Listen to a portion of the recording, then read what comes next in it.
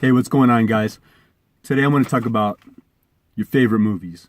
And not the first 10 that you know that you like, that your all time favorites, but movies that you like that you haven't seen in a while, like years, or movies that you like and they're your favorite, but you've only watched them once, maybe in the theater years ago, or maybe you haven't even seen the whole movie all the way through and you can't remember the last time you saw it, but you know you like it. And I've made up a list of 10 movies that I haven't seen in years. I don't think I may have bought the DVD or whatever at one point, but I haven't watched it in a long, long time. And some of these I haven't seen since the theater. There's one, maybe two that I watch maybe once every 2 years, even though I love these movies.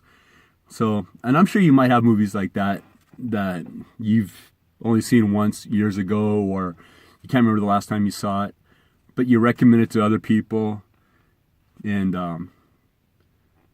it's a favorite movie of yours. So here's a list in no particular order of movies I've seen in the past that I really liked, and they're all over the place. They're not one specific genre or type of movie. They're just everywhere. And a lot of these, or not a lot of them, but some of these have subtitles, but they're well worth watching if you can deal with a subtitled movie. First, and I don't remember exactly all the plots to these movies, but I know I like them. It's kind of weird, right? So the first is New Waterford Girl with Leanne Balaban, I think. This is a coming-of-age movie. She's in a northeastern Canadian fishing community. Really quirky family. She's kind of like a fish out of water, coming-of-age kind of movie. She's in her teens, I think, and she just doesn't fit into anything around her, and she's trying to deal with that. Definitely a good movie. Ink is a low... it was a small movie, not a big budget, I believe, and I really liked it. Plus, it was made in... parts of it were made in Colorado, in Denver, where I live in that area, so I could relate to that. So Ink, yeah, it's a really good movie. Give it a shot and give it a chance. Watch it at least once. And I'm not a religious person, and I saw this in the theaters when it first came out, and what struck me about this movie is when we watched it, not one person said a word through the movie. Not one person got up to go get to the snack bar or the restrooms. And it was a really powerful movie, even though I'm not religious. It's The Passion of the Christ. It might not have the same punch it did in the theaters if you watched it on the small screen at home, but definitely worth checking out at least once.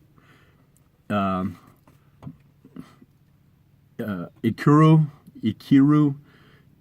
It's a Japanese film by Akira Kurosawa, and he's a well-known producer. And I'm glad this is the first movie I saw from him. It's a wonderful movie. It's subtitled, it's Japanese, but I definitely recommend it to anybody. Ikiru, I'd probably say that wrong. It means to live, and definitely worth checking out. Another Japanese subtitle movie that is totally awesome. And I watch movies for the story. I try to relate, even if it's a foreign film or a movie made decades before I was born or whatever. I look for the story, the meaning in the story.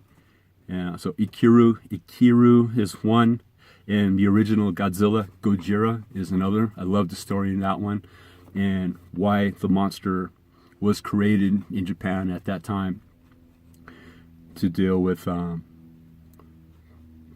nuclear threat that they recently dealt with during World War II. Next movie is Brazil by Terry Gilliam from Monty Python's Flying Circus. Definitely, it's one of my favorite movies. I bought it. I watch it once in a while. Saw it in the theater, and when it came out in the '80s, it really spoke to me because of where I was at mentally. It fit in perfectly to where I was mentally. Brazil, definitely check it out.